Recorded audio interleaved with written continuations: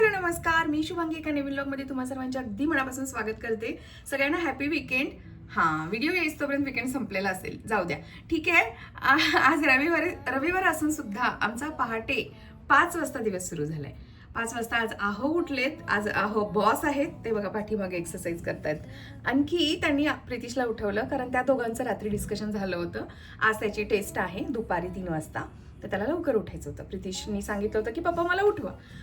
त्यांनी प्रितीशला उठवलं, मलाही उठवलं. इतका दंगा केला ना, म्हणजे हा आवाज केला की मी उठलेच.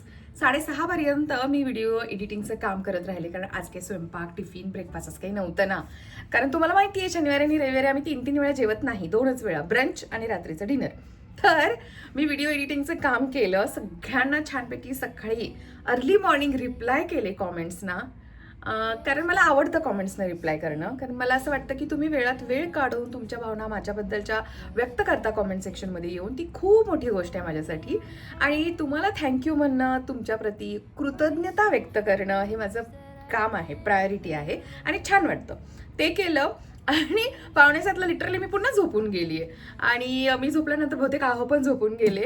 प्रितीश अभ्यास करत राहिला. छान त्याने आंघोळ वगैरे केली. आहोनी त्याला कॉफी करून दिली. एवढ्या पहाटे ब्लॅक कॉफी दिली, थोडीच देतो आम्ही, जास्त नाही. कारण मुलांना एवढ्या पहाटे थंडीमध्ये अभ्यास करायला थोडंसं तरी बरं वाटावं, एनर्जेटिक वाटावं म्हणून. आणि अंडी शिजवून दिली.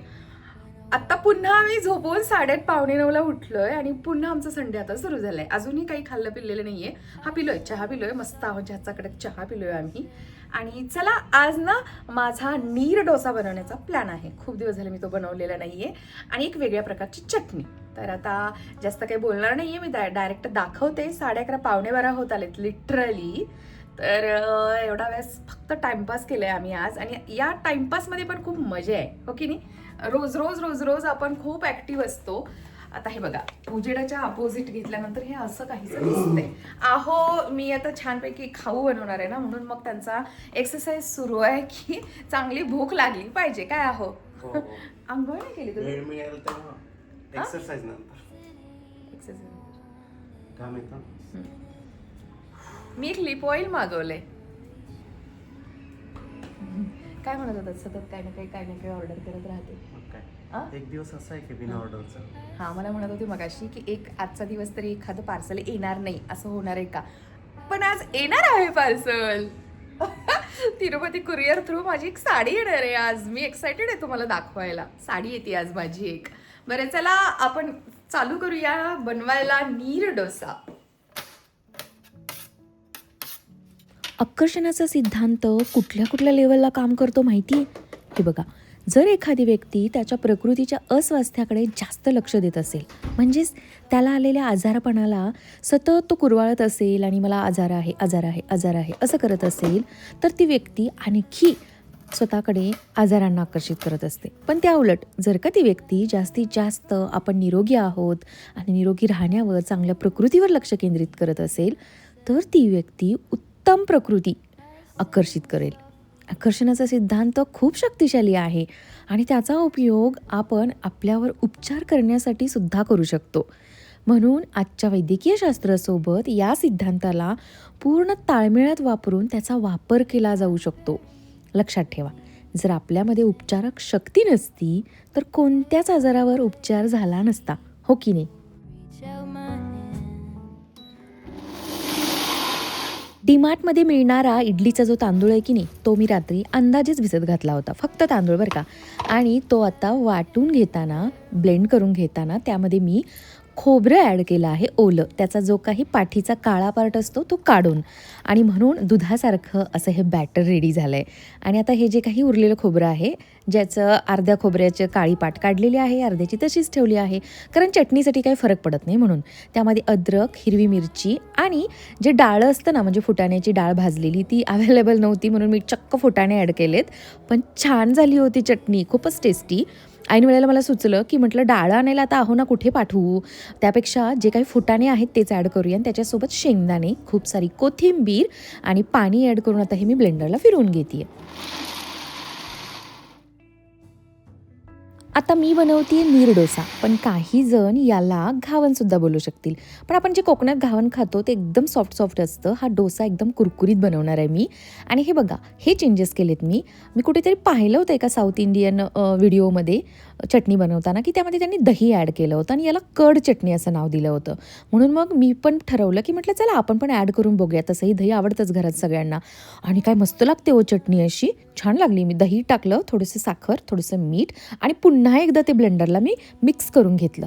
आणि आता नेहमीप्रमाणे आपण जी चटणीला फोडणी देतो ना, तशी फोडणी देणार आहे याला. अरे मस्त होती ही. म्हणजे जे काही आपण पाहतो ना ते बघून फक्त सोडून नाही द्यायचं, अप्लाय करायचं, ट्राय करायचं. मस्त बनतात पदार्थ.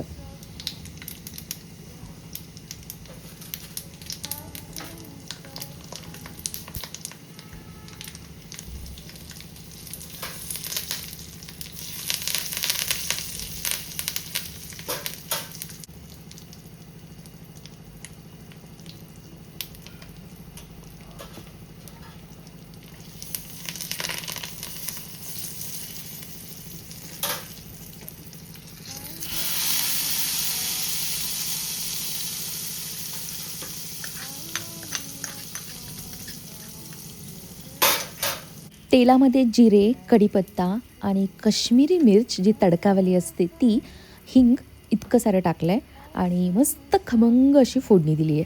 काय लागते ही चटणी, आहा हा. खूप सारी कोथिंबीर टाकायची, मस्त बनते. एकदा करून बघा नक्की, दही ॲड करून. आणि जर का तुम्ही करतच असाल तर मला सांगा की तुम्हाला माहिती होतं की दही टाकून चटणी करतात. मलाच माहिती नव्हतं बघा. पण मला जेव्हा कळतं ना एखादी नवीन गोष्ट, मी लगेच अप्लाय करून बघते.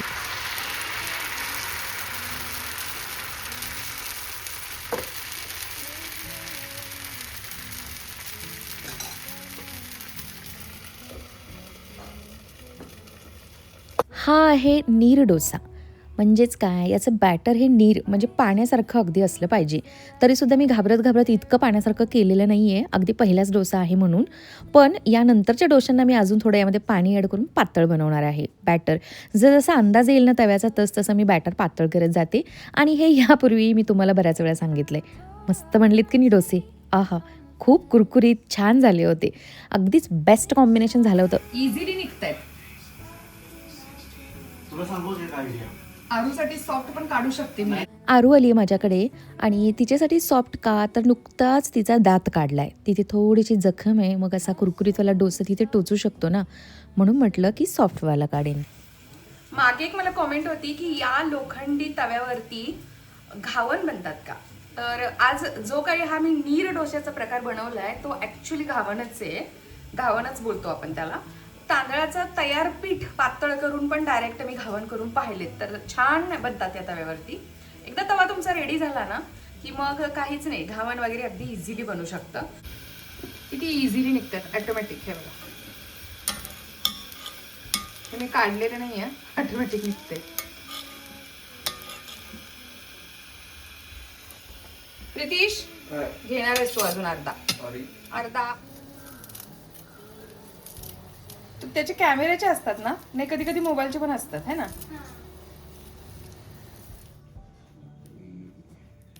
हरभऱ्याची भाजी कशी करणार आहेस? काही आयडिया नाहीये, घेऊन आली दिसली म्हणून. पण खूप टेस्टी बनते. जरा सुकल्यागत वाटत नाही का? पण नाही, काल ताजी होती बघ ना. ताजीच आहे, पण ही करायची कशी हे नाही माहिती. हे बघावं लागेल पहिल्यांदा जरा, हे कसं निवडायचं. मोठी मामी आमची खूप टेस्टी भाजी बनवते याची. तिची आठवण आली म्हणून मी घेतली. पहिल्यांदा सगळं निवडून घेते. किती भाज्या आहेत बघ, अजून आहेत फ्रीज मध्ये. काय मस्तपैकी पालक, गवारी, मेथी, पुदिना. बघा मी एवढं काम केलं, तुम्ही काय केलं सांगा बरं. 5:30 झाले. मी जे काम करून 5:30 झाले आलोय ना, ना, मी जे काम करून आलोय ना त्याची एक छोटीशी झलक तुला मिळेल बघायला, की ते तू करूच शकले नसते. तिथंच बाहेर फेकून देऊन आले असते. मला आत घुसायचं नाही म्हणून. मग म्हणूनच मी ऑनलाईन मागवत असते. मी तुम्हाला म्हटलं होतं जायच्या अगोदर. इतकी तुफान गर्दी म्हणजे काय, पाय ठेवायला जागा. म्हणजे एका बाजूने जर ट्रॉली येत असेल ना, ते तुम्ही क्रॉस करून पुढे जाऊच शकत नाही. एवढी गर्दी होती. खूप भयंकर गर्दी आज संडे. मग हे बघा, ऑनलाईन केलेलं परवडते की नाही डिमार्ट ट्रेड. बरोबर आहे. बरं, आता ह्या भाज्या निवडून घेते, मग ते डिमार्टचा माल काढते. ओके. चलो, इतका वेळ मी भाज्या निवडल्या, पण आता ना आठवडाभर रिलॅक्स. पूर्ण आठवड्याभर नाही, पण ॲटलिस्ट 4-5 दिवस तरी रिलॅक्समध्ये जातात. हे बघा, उद्या सकाळी बनणार भेंडी, कांद्याची पात तर अधूनमधून लागतच असते, पुदिना आहे डिटॉक्स वॉटर बनवायला आणि पुदिन्याची चटणी करून ठेवायला, पालक आहे, मुळ्याच्या शेंगा मी अर्ध्या बनवल्या होत्या ना, तर अर्ध्या उरलेल्या आहेत. शिमला काय अशीच संपेल आता. 2 बीट आहे, टोमॅटो, मुळा, गाजर, काकडी, मेथी, शेंग. हे असं सगळं जेव्हा तयार असतं ना निवडून, तेव्हा करायला म्हणजे केल्या जातात पटपट पटपट. आता हा भोपळा, याला 2 दिवसात जर का नाही बनवलं ना तर हा वाया जाणार आहे. लसूण सोलून ठेवलाय, खूप दिवसांनी फ्लॉवर आलाय घरी. तर हे सगळं बघून इतकं बरं वाटतंय. हा ठीक आहे, पाठीला अगदी कमरेला काय बोलतात त्याला, कड कड येईस तोपर्यंत गेलाय माझा वेळ. पण चला, काम झालंय झकास. आता ना सगळ्या या भाज्या बघून मला एक पदार्थ सुचलाय, तो पदार्थ करूया आपण. प्रीतिशाला आले आले.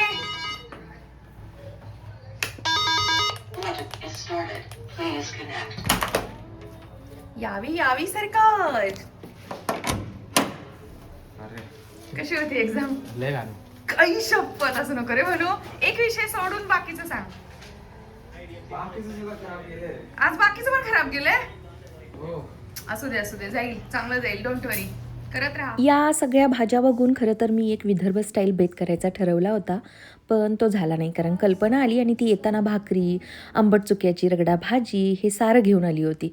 मग काय, ही खिचडी आणि तिने दिलेलं ते सारं, एवढ्यावरतीच आमचं आजचं रात्रीचं जेवण झालं. मग तो बेत मी पोस्टपोन केलेला आहे, लवकरच शेअर करेन मी. चला मग, आता असा होता आमचा आजचा संडे. आणि यानंतर माझं सध्याचं रात्रीचं स्किन केअर. कारण मी हॅलरॉनिक ॲसिडसोबत ऑर्डिनरी कंपनीचं रेटिनॉलसुद्धा मागवलं आहे. बरं, आत्ता मी रेटिनॉल माझ्या स्किन केअरमध्ये घेते आहे, ॲड करते आहे. बघूया की कसा कसा रिझल्ट देतं आहे हे.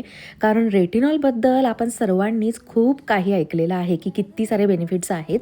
तर कसं आहे माहिती आहे, असं आपण ना एकदम कमी वेळेत रिझल्ट नाही एक्सपेक्ट करू शकत. स्लोली याचं म्हणजे यूज करण्याचं, ते वापरण्याचं प्रमाण वाढवायचं असतं. अचानकपणे हे नाही मी रेग्युलर यूज करू शकत. जरी मला आता या एजमध्ये हे रेग्युलरच यूज करावं लागत असणार आहे, तरीसुद्धा सुरुवात करताना मी अल्टरनेट डेजनी किंवा वीकली 2 टाइम्स किंवा 3 टाइम्स असंच करणार आहे. आणि त्यानंतर जसजशी माझ्या स्किनला सवय होईल ना याची, तसं मग मी डेलीसाठी रेटिनॉल यूज करेन. तर चेहरा स्वच्छ धुवून घ्यायचा, पुसून घेतला थोडासा, आणि त्यानंतर जे काही हॅलरॉनिक ॲसिड आहे हायड्रेशनसाठी यूज करते मी, ते यूज केलं. आणि आता यानंतर याच्यावरती रेटिनॉल वापरणार आहे. आणि रेटिनॉलनंतर सगळ्यात शेवटी सेटाफिलचं मॉइश्चरायझर. तर असं आहे सध्याचं माझं नाईट टाईमचं स्किन केअर. आणि जे काही एचे बीएचे पिलिंग सोल्युशन यूज करते आहे, ते सध्या मी 10-12 दिवसातून एकदा लावते आहे. म्हणजे वीकली वन्स, लक्षात राहत नाही माझ्या, दिवस पुढे जातात. म्हणजे लिटरली कधी 15 दिवसातून एकदाही होतं आहे. आणि तसंही आता ॲक्ने वगैरे नाही आहेत, तर फेशियलसारखंच ते यूज करते आहे मी. म्हणजे जणू काही आपण पार्लरमध्ये जाऊन फेशियल करतो ना, तर ते मी करत नाही, म्हणून मग मी ते पिलिंग सोल्युशन यूज करते आहे. तर मला कॉमेंट होत्या की कोणत्या कंपनीचे सिरम यूज करते आहे. तर मी ऑर्डिनरी कंपनीचेच सगळे सिरम्स यूज करते आहे. सगळे म्हणजे आत्ता माझ्याकडे 3 झाले आहेत. एक तर पहिलं एचे बीएचे पिलिंग सोल्युशन, ते तर सिरम नाही आहे, पिलिंग सोल्युशन आहे. आणि हे 2 सिरम हॅलरॉनिक ॲसिड आणि रेटिनॉल यांचंच विटॅमिन सी ही घेणार होते मी, पण जरा महाग वाटलं मला. म्हटलं थांबूया थोडं आणि नेक्स्ट मंथमध्ये घेऊया. विटॅमिन सीसुद्धा स्किनला खूप गरजेचं आहे, पण सध्या माझ्याकडे विटॅमिन सीची क्रीम पण आहे ना, म्हणूनच मग मी विटॅमिन सी नाही घेतलेलं. आणि हे बघा, खूप लवकर आजकाल स्किन केअर रुटीन सगळे सुरू करतात, पण मी आत्ता करते आहे. त्यामुळे मी बघणार आहे 6 महिने अगदी रेग्युलर यूज करून की खरंच स्किनमध्ये काय फरक पडतो आहे का. आणि वेळच्या वेळी मी तुमच्यासोबत शेअर पण करत राहीन. आणि आता ऑलरेडी मी याच्यावरती खूप सारा खर्च केला आहे, तर मला पेशन्स ठेवून व्यवस्थित याचा यूज करायलाच हवा आहे. चला मग, कंटाळा करून चालणार नाही आहे. किती जरी दिवसभरात काम असेल तरीसुद्धा सकाळी आणि रात्री मला आता स्किन केअरसाठी वेळ काढावाच लागणार आहे. याच नोटवरती आता आजचा हा व्हिडिओ मी इथंच एंड करते. संडे असूनसुद्धा खूप सारी माझी मनासारखी कामं झालेली आहेत. हॅप्पी आहे मी. आणि आता मला 4-5 दिवस तरी ॲटलीस्ट सकाळच्या डब्यासाठी भाजीचं किंवा रात्रीच्या जेवणामध्ये भाजीचं टेन्शन नाही आहे. आणि असं असेल ना तर खरंच खूप रिलॅक्स फील होतं. करताना वाटत होतं की यार किती हे निवडायचं आहे. पण छान मूवी बघत बघत मस्त टाईमपास केलेला आहे मी. कामही झालं आणि माझं एंटरटेनमेंटही झालेलं आहे. उद्या भेटेन पुन्हा एका छानशा व्हिडिओमध्ये. आणि व्हिडिओ आवडला असेल तर एक लाईक करा. नवीन असाल चॅनलवरती आणि सबस्क्राईब केलं नसेल तर प्लीज सबस्क्राईबही नक्की करा. उद्या भेटेन एका छानशा व्हिडिओमध्ये. Bye. Love you all. Take care.